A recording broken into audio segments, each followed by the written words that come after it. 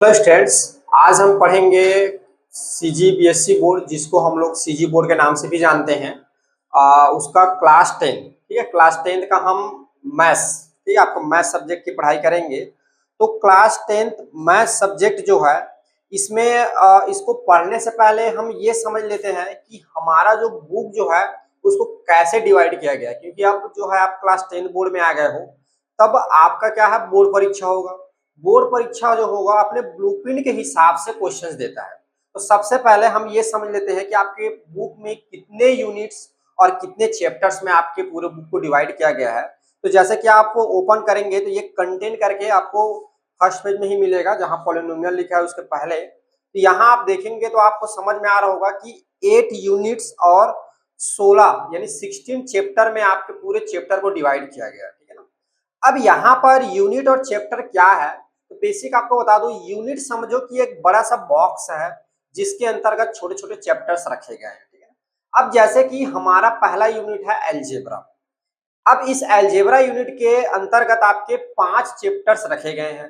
पहला है पॉलिनोमियल, दूसरा है linear equation in two variable, उसके बाद है फिर quadratic equation in one variable, उसके बाद आएगा आपका अरिथमेटिक प्रोग्रेशन, और 5वें नंबर पे रेशियो एंड प्रोपोर्शन। तो कुल मिला के 5 चैप्टर। अब देखिए, यूनिट नंबर 1 अलजेब्रा के अंतर्गत ये 5 चैप्टर क्यों रखे गए। तो अलजेब्रा का जो मीनिंग होगा एक्चुअल में भी मैं एक्सप्लेन करूंगा आपको। अलजेब्रा का मीनिंग होगा कि कांस्टेंट और वेरिएबल को हम एक साथ पढ़ेंगे। तो यहाँ आपको जो 5 चैप्टर मिलेगा, इस चैप्टर में ऐसे रहेगा कि आपको कांस्टेंट भी और वेरिएबल दोनों का एक साथ यूज करना पड़ेगा। तो इसीलिए इसका नाम रखा गया है अलजेब्रा, जिसमें हम अलजेब्रा से रिलेटेड जितने भी आता है उसके अंतर्गत सारे जो है हम इस चैप्टर में बारी बारी से अध्ययन करेंगे, ठीक है ना। आगे फिर उसी प्रकार के आपका अलग अलग फिर यूनिट्स का नाम आते जाएगा, उसी हिसाब से उसमें सारी, जैसे ज्योमेट्री, तो ज्योमेट्री में अपने पूरे ज्योमेट्रिकल जो पढ़ेंगे, कैसे कंपास बॉक्स में क्या होते हैं, कैसे कंस्ट्रक्शन होते हैं, वो सब आएगा। तो समझिए यूनिट क्या है। जैसे कि एक प्रकार स्कूल होता है ना, स्कूल के अंदर एक कक्षा होती है, कई कई कक्षा में फिर क्या सेक्शंस बटे रहते हैं, section 1, section B, section C, उसी प्रकार है ये, ठीक है ना। टाइप वही है, उसके अंतर्गत जो है अलग अलग पार्ट्स में डिवाइड किया गया। तो बेसिक ये ज्यादा उतना इंपॉर्टेंट नहीं है, आपको ये समझना है कि ये यूनिट्स है, 8 यूनिट्स है और 16 चैप्टर है। और आप ये ध्यान रखिएगा कौन से यूनिट में कौन से चैप्टर आते हैं, क्योंकि आपके बोर्ड परीक्षा जो ब्लूप्रिंट जो रहेगा वो यूनिट बेस्ड रहेगा। यूनिट से डिसाइड करेगा कि इस यूनिट से इतने क्वेश्चन आना है, मतलब उन जो चैप्टर्स रहेंगे उन चैप्टर से आएगा, ठीक है। तो अब अपने मेन जो अपना टॉपिक है, हमारा जो पहला यूनिट है आपका वो है अलजेब्रा, और पहला इसका चैप्टर है पॉलिनोमियल, ठीक है। अलजेब्रा की मैं बात करूं तो क्लास 9 में भी आपने अलजेब्रा के बारे में पूरी पूरी तरीके से पढ़ के आ गए हैं। खैर आप लोगों को पूरी पूरी जानकारी है। हम थोड़ा सा इसका रिव्यू जो है, मतलब हम रिव्यू बोलना चाहिए, थोड़ा सा रिवाइज कर लेते हैं इसमें कि हमने क्या क्या पढ़ा हुआ है, ठीक है ना। तो जैसे कि देखिए, पहले आपको समझना है यहाँ पे क्या है, मैं हर चीज प्री डिफाइन कर दी हूँ ताकि आपको कम समय में ज्यादा मैं पढ़ा सकूं, इसलिए। तो इस चीज को देखिए, सबसे पहले आपको समझना है कांस्टेंट। आप लोग मैक्सिमम मैथ्स में कांस्टेंट वेरिएबल बोलते हैं। एक्चुअल हम समझ लेते हैं कि कांस्टेंट क्या होता है। कांस्टेंट मतलब एक ऐसा वैल्यू है, समझो कि जो फिक्स्ड रहता है, या इसको बोल सकते हैं न्यूमेरिकल वैल्यू। जैसे आप लोग काउंटिंग में जितने भी माइनस प्लस जितने भी नंबर आप लोग जानते हो, वे सारे हमारे क्या कहलाएंगे, कांस्टेंट वैल्यू कहलाएंगे। यहाँ पे मैंने लिख दिया, a symbol having a fixed numerical value is called a constant. ऐसा एक सिंबल जिसकी वैल्यू चेंज नहीं होती। अब जैसे कि मैं लिख दिया यहाँ पे 2, अब बताओ ये चेंज होगा, इसको 3 बना सकते हो क्या? नहीं बनेगा। -1 नहीं बनेगा। 5/2 5/2 ही रहेगा। 3 ही रहेगा। 4/6 वही रहेगा। -2/3 वही रहेगा, ये चेंज नहीं होगा। तो इस वैल्यू को हम लोग बोलते हैं कांस्टेंट वैल्यू। और एक आप लोग को और बता दूं, ये पाई जो है ना, ये भी हमारा कांस्टेंट वैल्यू होता है। ईटीसी और आगे इधर जाएगा, ये जो पाई जो है ये भी हमारा क्या रहता है, कांस्टेंट वैल्यू है, ठीक है। अब आता है इसी में वेरिएबल। तो अ symbol which may be assign different numerical value is known as variable. जिसका क्या होता है, अलग अलग कंडीशंस पे क्या होगा, अलग अलग वैल्यू असाइन हो जाएगा। जैसे कि देखिए, मैं यहाँ पे एक इक्वेशन ले लिया, x + 2 = 10। अब मैं बोलूं यहाँ से x की वैल्यू निकालो, तो आप क्या करोगे, 10, 2 को उधर लेके जाओगे तो ये हो जाएगा x = क्या हो जाएगा, यहाँ पे 10 हो जाएगा, ठीक है। दूसरा इसी पे देखो, मैंने एक इक्वेशन ले लिया, x + 10 = मैंने ले लिया 3, 5 ले लेता हूँ, चलो, ठीक है।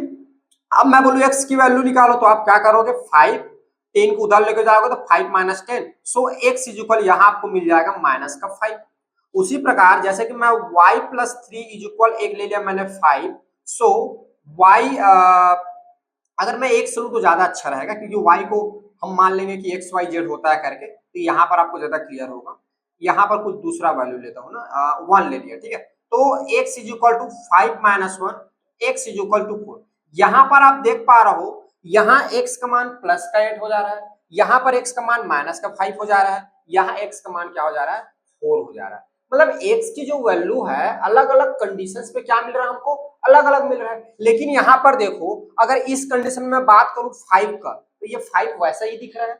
यहाँ पे अगर मैं 5 की बात करूं, 5 वैसा ही दिख रहा है। क्या 5 चेंज हो रहा है? नहीं हो रहा है। आप अपने बुक में देखो, घर में लिख के देखो, चाहे कहीं भी देखो, वही रहेगा। तो ये जो चेंज नहीं होता, इसको हम लोग बोलते हैं कांस्टेंट वैल्यू, और जिसकी वैल्यू क्या होती है, अलग अलग कंडीशंस में चेंज होता है, वो कहलाता है हमारा वेरिएबल। ठीक है, इसका एग्जांपल आप लोग लिख सकते हो, जैसे कि एक्स वाई जेड, ये ईटीसी। हाँ, एक चीज और मैं यहाँ पे क्लियर करना चाहूंगा, आप लोगों ने सर्कल का सरकमफेरेंस पढ़ा होगा, 2 पाई आर होता है, ठीक है ना जी, 2 पाई आर होता है।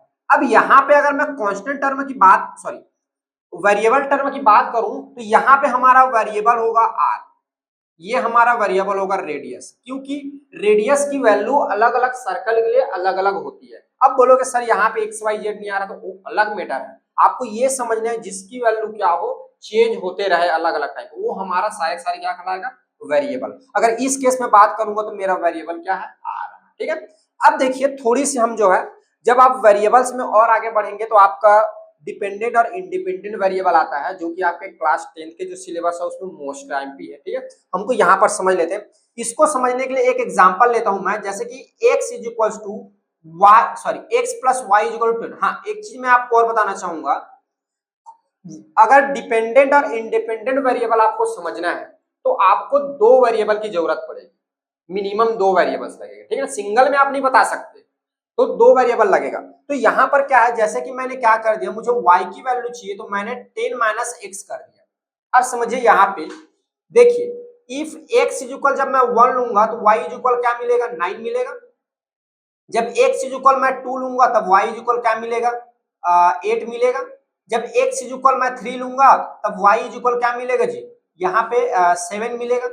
अगर इसको मैं आगे बढ़ाते जाऊंगा तो ये भी मेरा क्या होता जाएगा, आगे बढ़ते जाएगा। तो आपने यहाँ पे क्या देखा, जब मैं x का मान चेंज कर रहा हूँ, या x की वैल्यू जब चेंज कर रहा हूँ, तो y का वैल्यू जो है ऑटोमेटिक चेंज हो रहा है। देखो, x का मान जब मैंने 1 रखा तो y 9 मिल गया, x का मान 2 रखा तो y 8 मिल गया, x का मान 3 रखा तो y क्या मिल गया, 7 मिल गया। तो ऐसा वैल्यू जिसमें किसी एक वैल्यू का मान रखने पर क्या हो जाए, वो चेंज हो जाए, तो वह जो होता है डिपेंडेंट कहलाता है। यानी ये क्या है, x जो है y पर, सॉरी y जो है x पर डिपेंड है। ठीक है, तो यहाँ पे जो होगा हमारा x, इसको हम लोग बोलेंगे इंडिपेंडेंट, इंडिपेंडेंट वेरिएबल, और ये जो होगा हमारा डिपेंडेंट कहलाएगा।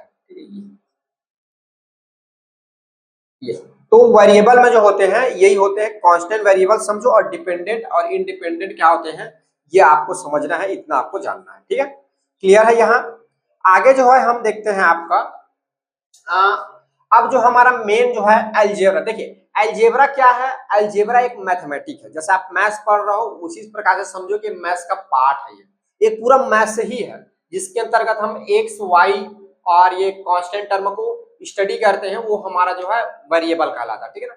अब वेरिएबल में आपका होता है मेन जो आपका काम आना है अलजेब्रा एक्सप्रेशन। ठीक है, अलजेब्रिक एक्सप्रेशन बोलते हैं इसको। अलजेब्रा को कैसे हम प्रदर्शित करते हैं, कैसे हम उसको बताते हैं, ये हमारे लिए जानना ज्यादा जरूरी है। ठीक है, तो अलजेब्रिक एक्सप्रेशन क्या होता है, देखिए यहाँ पे मैंने लिखा अ कॉम्बिनेशन ऑफ कांस्टेंट और वेरिएबल।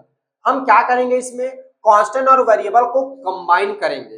कैसे कंबाइन करेंगे, connected by the mathematical operation. आपने मैथमेटिक्स में ऑपरेशंस पढ़ा होगा, 4 प्रकार के ऑपरेशन होते हैं, प्लस माइनस इनटू और डिवाइड। तो कांस्टेंट और वेरिएबल को इन चारों ऑपरेशन के थ्रू क्या करेंगे, हम उसको लिखेंगे, तो is known as algebraic expression. जैसे कि for example x to the power 2 plus x to the power, अब इसमें पावर नहीं लगाता हूं, डायरेक्ट इनटू कर देता हूं, 2x माइनस का 3, एक एग्जांपल। दूसरा एग्जांपल आप देखिए एक्स की पावर एक्स वाई, ये एक एग्जांपल। अब देखो इसमें इसमें देखो यहाँ पे कांस्टेंट सामने में 1 है, कुछ नहीं है, तो एक्स है, वेरिएबल इसकी पावर 2 है। यहाँ पर देखो यहाँ कांस्टेंट है और यहाँ क्या है, वेरिएबल है।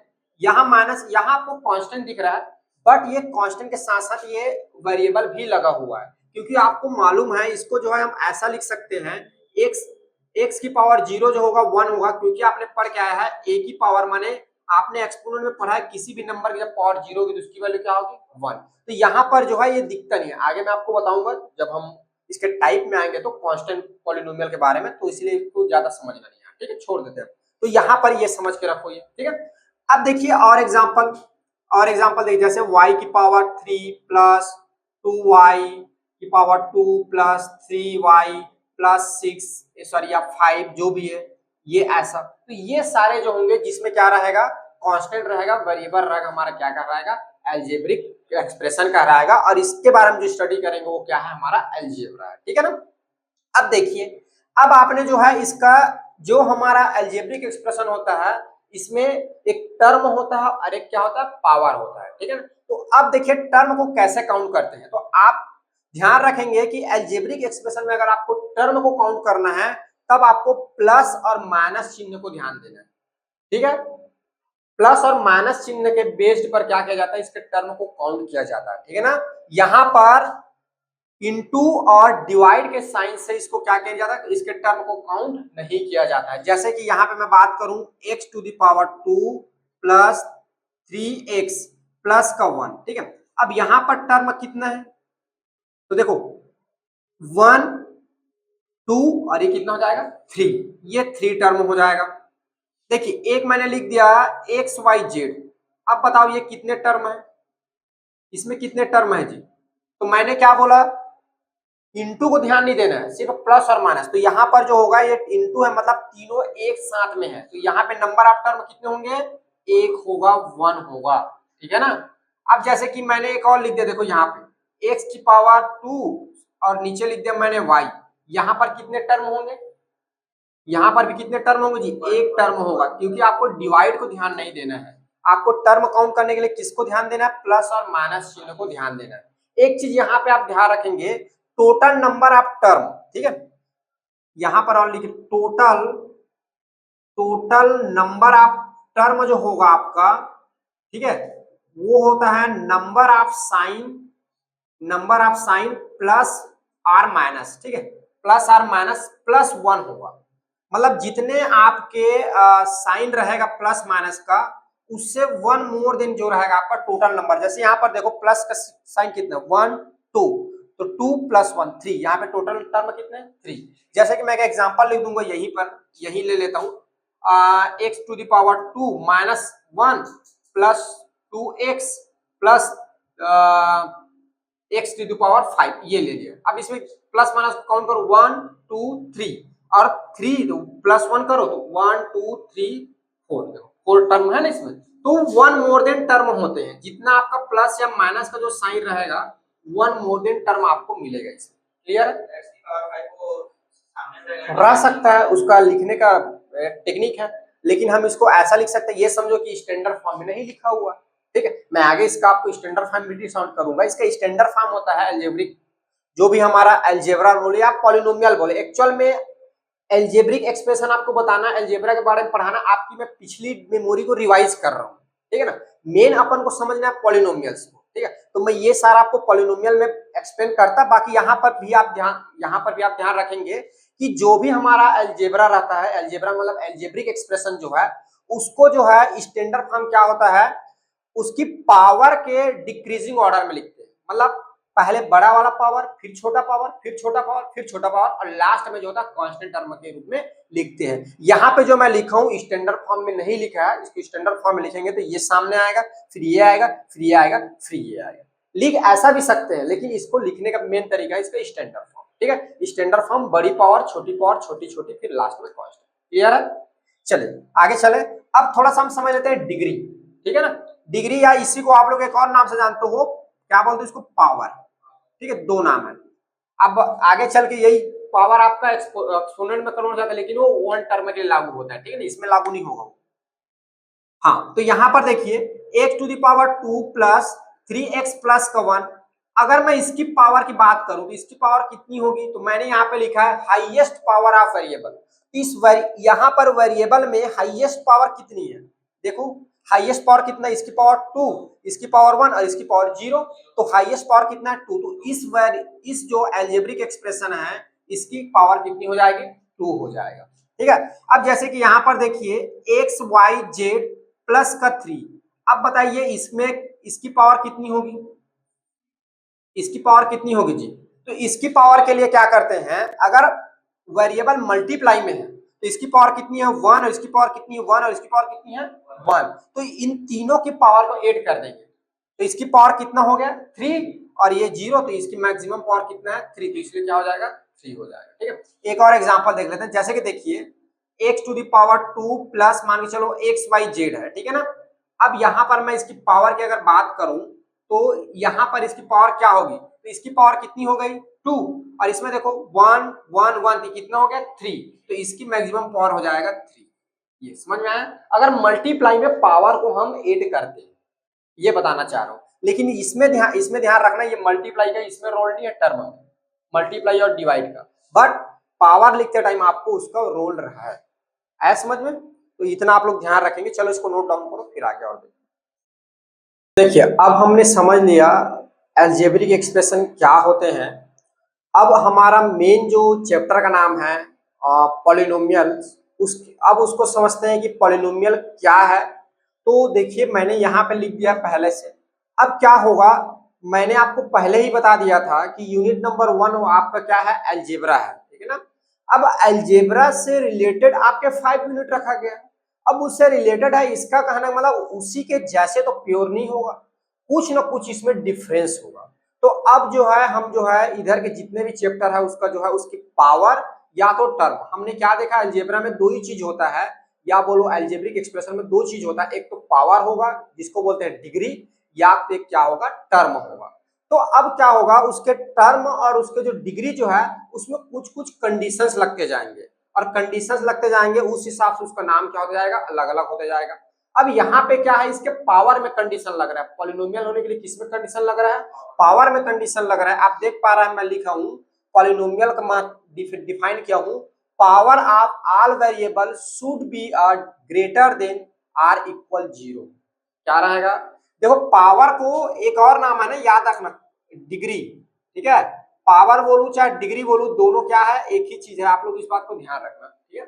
तो क्या बोल रहा हूं, इसकी जो डिग्री होगी या पावर जो होगी ये चाहे ग्रेटर देन आर इक्वल होना चाहिए 0 का, 0 से बड़ा हो या तो 0 के इक्वल हो। जैसे कि मैंने यहाँ पे लिख दिया वेरिएबल्स पावर जो रहेगी 0 से बड़ा होगा या तो 0 के इक्वल होगा। आपने जब नंबर सिस्टम में पढ़ा होगा तो नेचुरल नंबर पढ़ा है, क्या होता है natural number, all counting number, मतलब 1 2 3 4 इनफिनिट तक, ठीक है। उसके बाद क्या होता है होल नंबर है जिसमें 0 इंक्लूड हो जाता है, जिसमें सिर्फ 0 रहेगा और 0 से लेकर 1 2 3 यानी तुम्हारा जितने भी पॉजिटिव नंबर है वे सारे रहेंगे। तो इसका मतलब क्या, ग्रेटर देन आर इक्वल 0, इसका कहने का मतलब या तो 0 रहेगा और 0 से ज्यादा रहेगा। इसके कहने का मतलब किसकी बात कर रहा है, होल नंबर्स की बात कर रहा है। तो हम ऐसा बोल सकते हैं कि हमारा जो पॉलिनोमियल जो रहेगा उसकी वेरिएबल की जो पावर रहेगी वो क्या रहेगा, होल नंबर्स रहेगा, ठीक है। तो इससे जो है हमें कंक्लूजन निकलता है कि जो पॉलिनोमियल है उसमें वेरिएबल की पावर क्या होनी चाहिए, होल नंबर होना चाहिए। या तो ये याद रखो कि उसकी पावर 0 से बड़ा होगा या तो उसके इक्वल होगा, ठीक है। देखिए जैसे एग्जांपल तौर पे 2 2x की पावर 2 प्लस 5x प्लस 3, ये थोड़ा सा इसको समझिए। अब देखिए 2x की पावर 2, x की पावर कितनी है 2 है, 5x x की पावर कितनी है 1 है। अब 3x तो मैंने अभी आपको बताया इसकी पावर क्या हो जाएगा 0, इसकी पावर क्या है 0। तो मैंने क्या बोला 0 से बड़ा या तो 0 के बराबर, तो देख पा रहा हूं 0 है उससे बड़ा है उससे बड़ा है, ठीक है।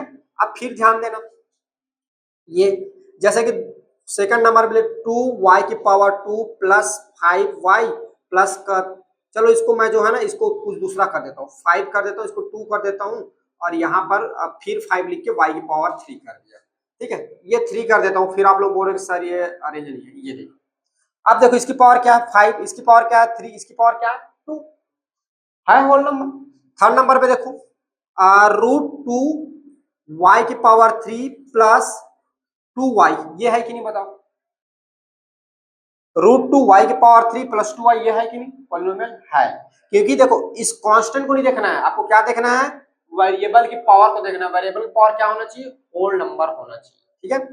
अब देखिए, अब इधर जो है मैं कुछ और एग्जांपल्स आपके लिए लिख रहा हूं, जैसे कि फोर्थ नंबर पे लिख रहा हूं 2x⁴ 1/2 प्लस 3x प्लस का 5, ये होगा कि नहीं, ये पॉलिनोमियल है कि नहीं।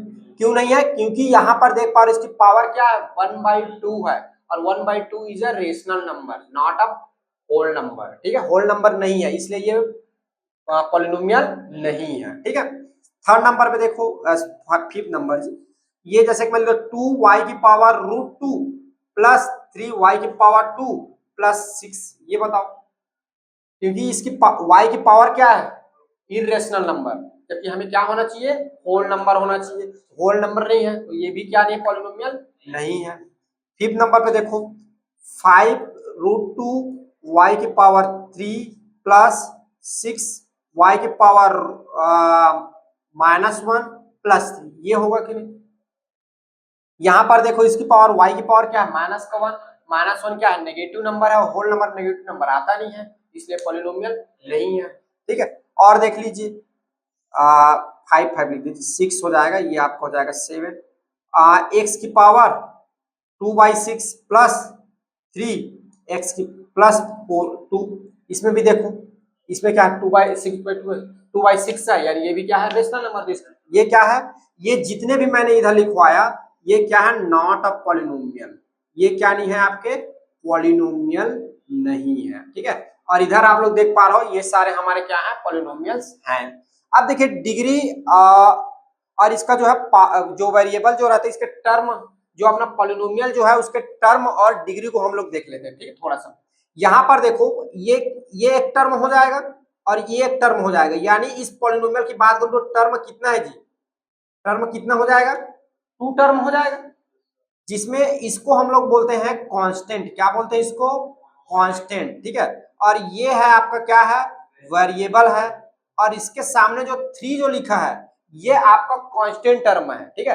बट क्या होता है, जब कांस्टेंट टर्म किसी वेरिएबल साथ मल्टीप्लाई हो जाता है तो कांस्टेंट ना होके कोएफिशिएंट बन जाता है, क्या बन जाता है, कोएफिशिएंट, ठीक है। तो ये कोएफिशिएंट कोएफिशिएंट कोएफिशिएंट और किसका कोएफिशिएंट है, ऑफ x का, आपको बताना पड़ेगा किसका कोएफिशिएंट है, ठीक है ना। तो किसका कोएफिशिएंट है, x का कोएफिशिएंट है, ठीक है। यहीं पे थोड़ा सा मैं आपको रिप्रेजेंटेशन ऑफ पॉलिनोमियल्स बता देता हूं, यहीं पे थोड़ा सा ध्यान दीजिए। जैसे कि देखिए ये पॉलिनोमियल्स लिखा था, इसको जो है हम ऐसा लिखेंगे px = 2x⁴2 plus 5x plus 3, इसको मैं लिखूंगा py = 2y⁵ plus 5y⁵3 plus 5y⁵2, ठीक है। इसका देखो p को कभी कभी यहाँ पे q भी लिख सकते हैं, जरूरी नहीं है कि p ही रहे ये। तो आप लोगों ने पढ़ के आया होगा, जो सामने जो रहता है इसका क्या रहता है, रिप्रेजेंटेशन रहता है, क्या रहता है जी, रिप्रेजेंटेशन रहता है। और जो इस ब्रैकेट में जो लिखा जाता है वो आपका क्या कहलाता है, वेरिएबल है। ये हमें क्या बताता है कि इधर यहाँ पे x है तो आप देख पा रहे हो इधर वेरिएबल क्या आ रहा है, x आ रहा है, यहाँ पे y है नहीं, इधर वेरिएबल क्या आ रहा है, y आ रहा है, ठीक है। तो p q r s t u v w जो चाहो आप लिख सकते हो, ये जितने आपके बोलना चाहिए अल्फाबेट में है ना, ये आपके क्या कहलाएंगे, रिप्रेजेंटेशन है, उसको रिप्रेजेंट करते हैं, ये मतलब पॉलिनोमियल को बताते हैं। और अंदर में जो रहेगा वो उसके क्या बताएगा, वेरिएबल को बताएगा, ठीक है। तो x लिखा तो इधर x वेरिएबल, y लिखा तो y वेरिएबल, अगर ये z रहता तो कैसे वेरिएबल आता, z वाला वेरिएबल आता, ठीक है। तो ये इसका रिप्रेजेंटेशन है। और देखिए अब जो है आप पॉलिनोमियल्स के टाइप समझ लेते हैं, ठीक है ना। तो आपके जो पॉलिनोमियल है इसको जो है 2 टाइप में बांटा गया। पहला टाइप जो है आपके डिग्री, जिसको हम लोग बोलते हैं पावर के बेस पे, दूसरा जो टाइप है ये क्या है, आपके टर्म के बेस पे बांटा गया।